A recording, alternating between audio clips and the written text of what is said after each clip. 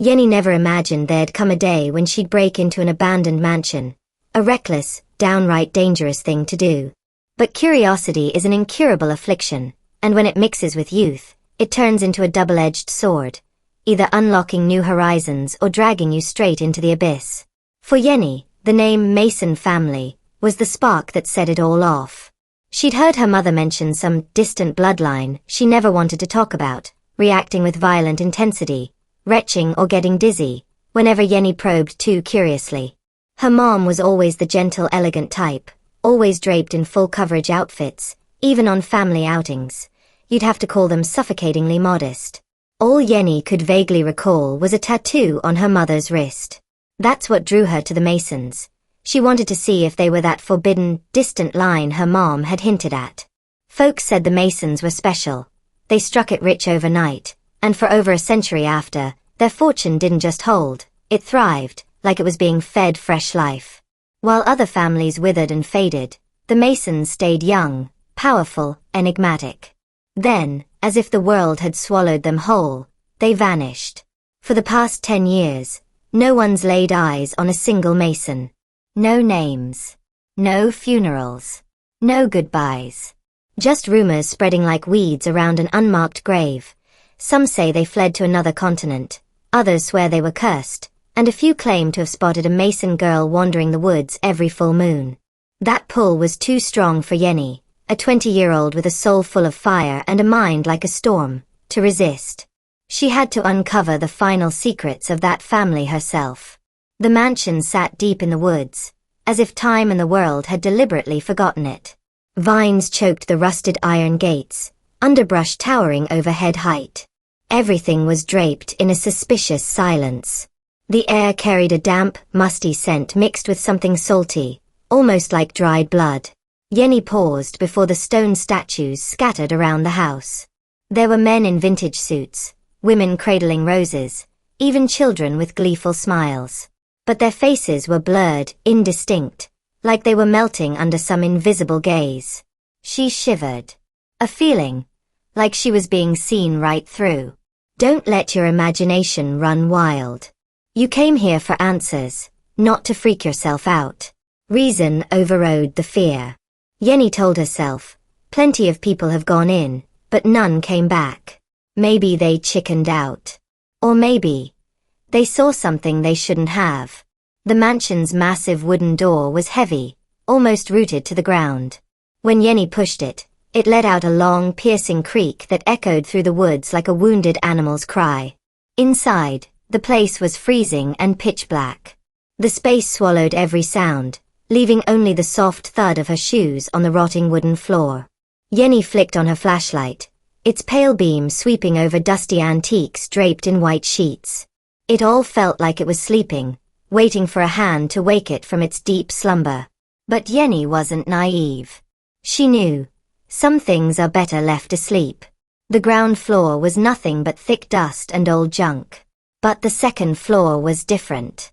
As she climbed the stairs, the temperature plummeted, unnaturally cold, turning her breath into white mist. The long hallway stretched out, flanked by closed doors like silent sentinels. No wind, no noise, yet the curtains at the far end fluttered faintly. That door was ajar. Yenni approached, heart pounding. She pushed it open, shining her light into the dim void. And in that instant, her heart nearly stopped. A girl sat in a chair by the window. Her frame was gaunt to the point of distortion, skin pale as if drained of blood. Her eyes were unnaturally wide, vacant, staring into nothing. When the flashlight beam swept over her, she blinked. Then she wept. "Don't kill me.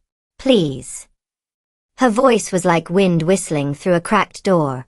Fragile, shattered. Yenni froze. It wasn't the usual fear. No scream, no bolt for the exit. What hit her was a deep, gnawing unease. Wrong. All wrong. She swallowed hard, then spoke. "What are you staring at? I haven't touched you." The girl's eyes shifted, finally locking on to Yenni. Then she whispered, "I know the secret of the Mason family. They're hiding a massive treasure, big enough to change anyone's life who finds it. If you help me, we'll split it, and you'll get your share, not a penny short. Wait, no, 70-30 works too. I'll take the 30. I promise, please just help me. Treasure. The word hit like a match in a gas tank. But Yenni held back. Survival instinct yanked her in check. Why me? The girl gave a faint smile, twisted like a crack in old stone. Because I've been waiting for someone. Anyone. As long as they don't carry Mason blood. For a split second, the room darkened, and Yenni felt a breeze on her neck. But the window was shut tight. She took a deep breath, sizing it up. The girl couldn't move. Her legs were twisted, mangled, like time or some unseen horror had warped them. No immediate threat. She was too weak, or too broken. But nothing screamed normal human either. Treasure. The Masons. A stranger in a dead house. The pieces fit, but too neatly, too easily, like a honeyed trap. Where's the treasure? Yenni asked.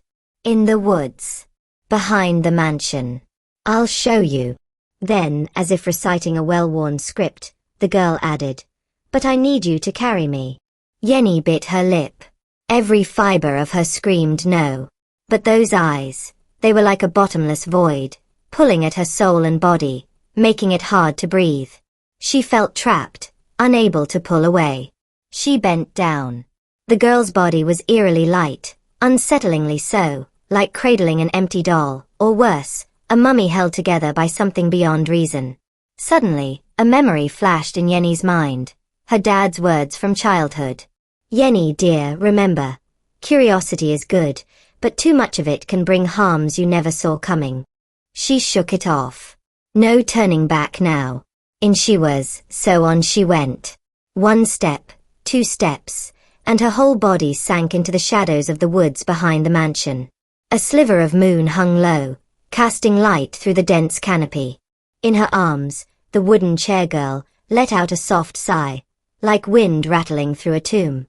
Yenni's journey had begun. Moonlight pierced the leaves in jagged patches, like shards of glass embedded in the earth. Yenni trudged forward, each step heavy, even though the girl in her arms weighed next to nothing. Too light. So light that Yenni had to keep reminding herself she was carrying a real person, not just a skin sack over emptiness. The forest behind the mansion was an endless, gloomy corridor. The deeper she went, the more something felt off. The familiar insect chirps faded away, leaving only rustling leaves, but rustling, in rhythm. As if the whole woods were breathing. She stopped and listened closely. Sure enough, something was breathing. Every time she inhaled, the forest exhaled. Every time she exhaled, it inhaled. Panic started to creep in, her heart hammering like it might burst, blurring her own breath with the faint whispers from the thick foliage. That invisible fear slithered through the leaf gaps, squeezing her chest, leaving her rooted in place, braced for an unseen hand to brush her skin. No. It's just an illusion. From the stress. Keep going, the girl's voice cut in softly, slicing through Yenni's thoughts. Don't stop. If you do, they'll notice. Yenni shuddered. Them? Who? But the girl fell silent, leaving a void heavier than the night. The path grew rougher. Tree roots jutted up like broken fingers, snagging at Yenni's feet. Once, she nearly tripped, clutching the body tighter for balance, and realized it was ice cold. Unchanging from the first touch. She held her breath. If this was a living person, there should be warmth. The girl tilted her head slightly, vacant eyes toward the moon. Don't overthink it. I'm still here. Here. But where was here, really? The thought sent chills racing down her spine. Suddenly, children's laughter rang out. Clear, innocent, but echoing from everywhere. Yenni spun, sweeping her light. Nothing. Just trees. The giggles bubbled through the woods, laced with a child's voice. Come play with me, turn back nah, let's play. Yenni clenched her jaw, quickening her pace. The flashlight wobbled, tree shadows twisting into grotesque shapes. A 3-headed dog, a woman with a broken neck, a child without eyes. With every step, the forest seemed to close in, hemming her toward the center. "Stop for a sec," Yenni said, her breath ragged. She set the girl down against a moss-covered tree trunk. The sensation of placing something ice-cold and weightless on the ground made her heart flutter wildly. It wasn't like setting down a person. It was more like dropping an empty box. Or a coffin. Yenni leaned against the adjacent tree, tilting her head back. The intertwined branches blocked out most of the moonlight. Out of habit, she pulled out her phone to check the time, but the screen glowed stark white. No numbers, no text. Just a faint, trembling line. "Turn back." The phone shut off with a snap. "What the hell did you do?" Yenni demanded sharply, whipping around to face the girl. But the girl remained silent, her wide eyes vacant, staring through the leaves to a sky only she could see. "Don't think your phone can save you," she finally rasped, her voice gravelly. "In this forest, everything belongs to them." "Them?" Yenni pressed. "The Mason family?" The girl let out a faint laugh, like a crack in stone. "More than that." The whispers rose again. But this time, Yenni realized, they were calling her name. Yenni. A man's voice. A woman's. A child's. Blending together, drawn out like a chilling nocturnal choir. Yenni bolted upright, hoisting the girl onto her back and charging forward. The faster she ran, the louder the calls grew.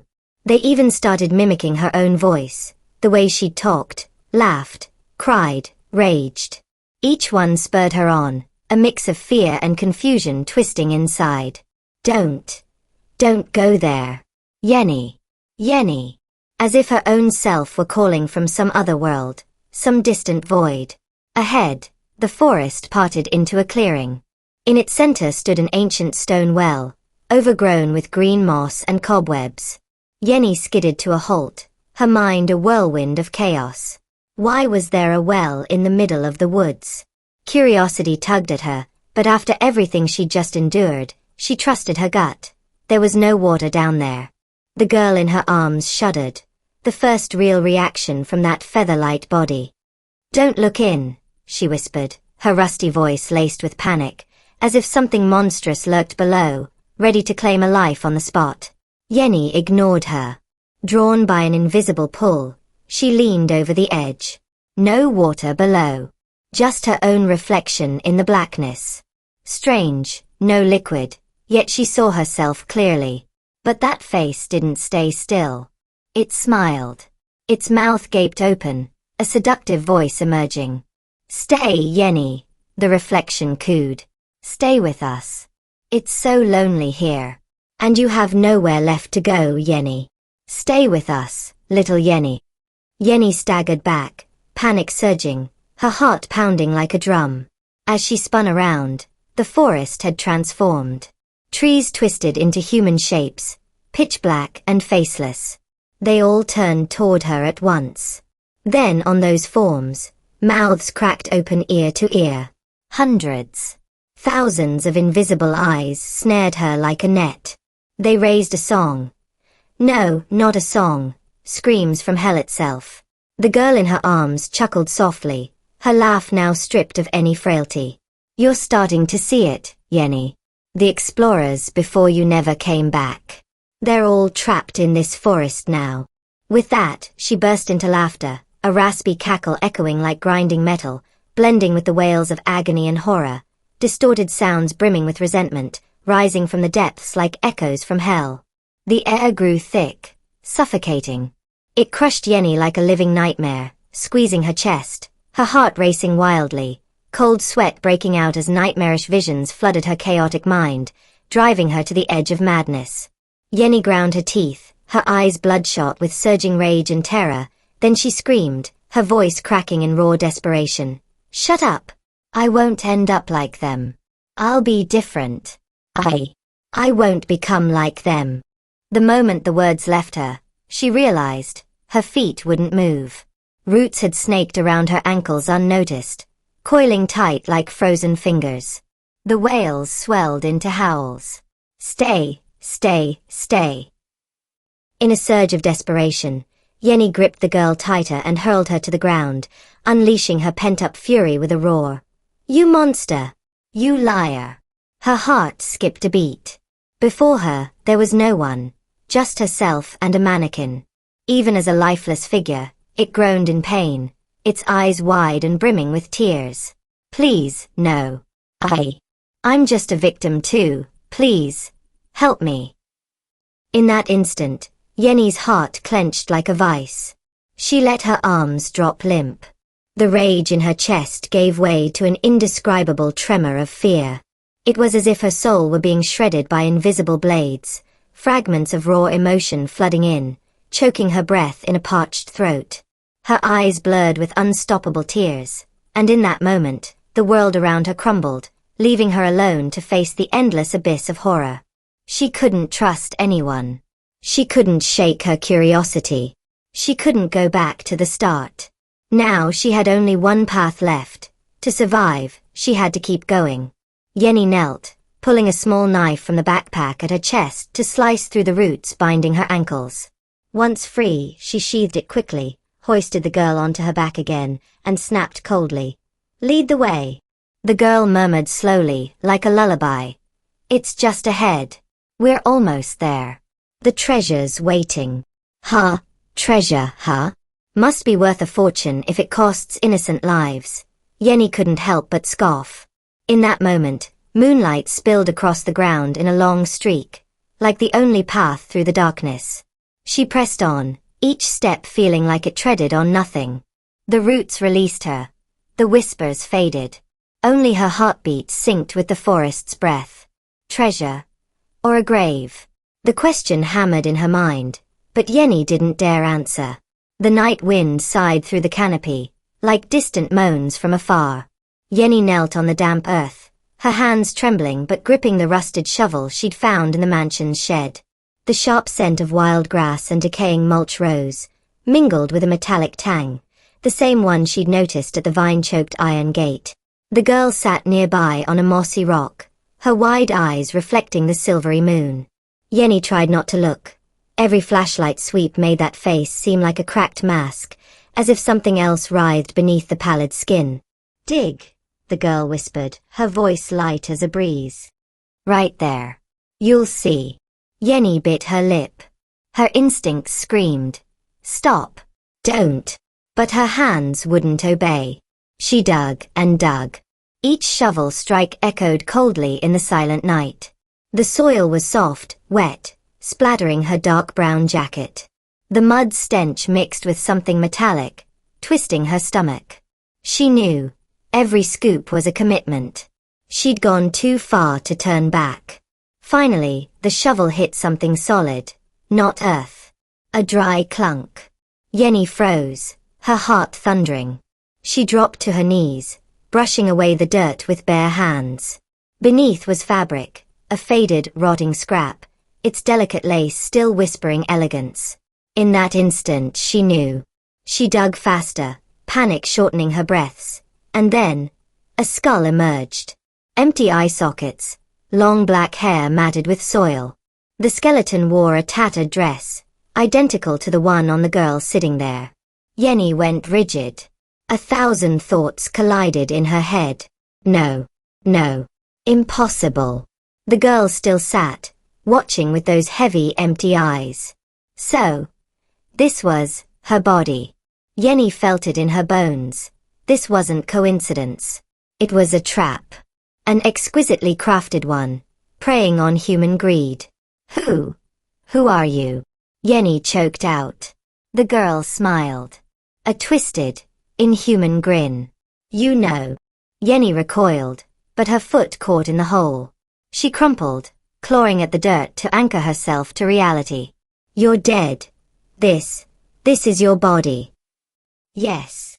The girl's voice deepened, clear and strong. Nothing like her earlier quiver.